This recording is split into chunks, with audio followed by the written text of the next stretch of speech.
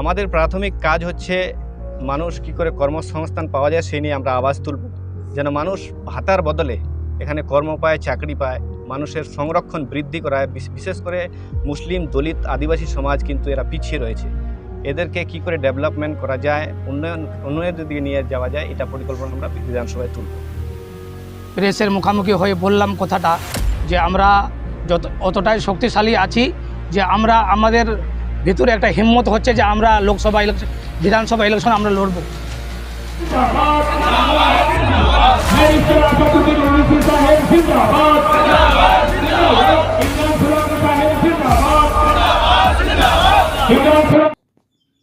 রায়গঞ্জ থানার অন্তর্গত বিন্দুল এলাকায় সর্বভারতীয় মুসলিম ইত্তেহাদুল মুসলিমিন এর কর্মী সভা অনুষ্ঠিত হলো। সভায় রাজ্য সরকারের শিক্ষা, স্বাস্থ্য ও লক্ষ্মীর ভাণ্ডার সহ একাধিক জনকল্যাণমূলক প্রকল্পের করা সমালোচনা করা হয়। এদিন সাংগঠনিক আলোচনা করতে গিয়ে দলের নেতৃত্ব বিজেপি ও তৃণমূলের বিরুদ্ধে তীব্র আক্রমণ শানান।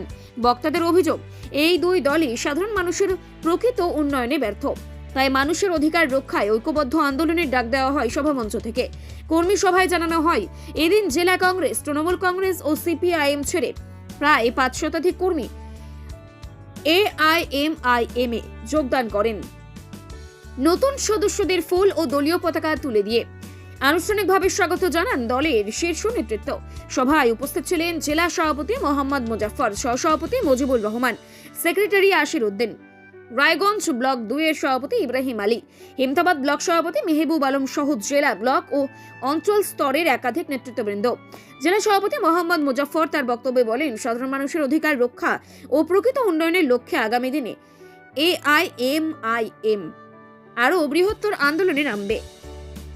মানুষ ভোট নিয়ে কনসাস, যে যুব সমাজ দীর্ঘ পড়াশোনা করার পর, অনেক খরচ করে পড়াশোনা করার পর আজকে যে ভাতা দিচ্ছে, যুব ভাতা, এর থেকে একটা জিনিস সমাজ জানতে পারছে, যুব সমাজ জানতে পারছে যে ভাতাই মনে হয় শেষ, চাকরি বাকরি আর নেই পশ্চিমবাংলায়। চাকরি যা দেখবেন, যত খালি পরিকল্পনা, খালি ভাতা ভাতা সিঁড়িয়ে পরিণত হয়েছে পশ্চিমবাংলা।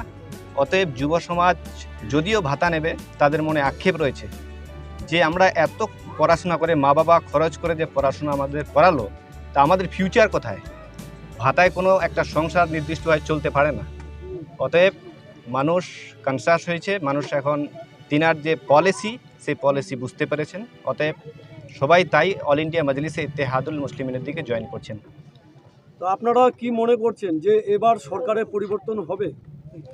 আমরা সরকারে পরিবর্তন চাই, কারণ যে আমরা পশ্চিমবাংলায় ভাতা নিয়ে চলতে চাই না। এখানে ইন্ডাস্ট্রি দরকার, কর্মশিল্প দরকার।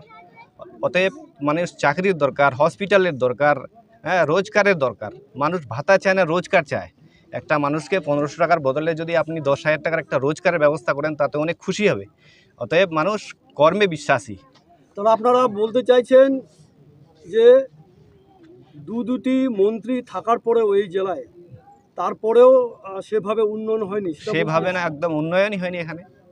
শুধু এখানে বলবো না, সারা পশ্চিমবাংলায় উন্নয়ন বলতে কিছু নয়। ভাতাশ্রী চলছে, ভাতা দিয়ে সব কিছু চলছে, আর ভাতা দিয়ে সব কিছু হয় না। মানুষ শিক্ষিত আছে, মানুষ জানে, সবই দেখছে। অতএব ভাতার বিরুদ্ধে এখন মানুষ। তাহলে আপনাদের লক্ষ্য কি? আপনারা মানে কিভাবে এগোতে চাইছেন?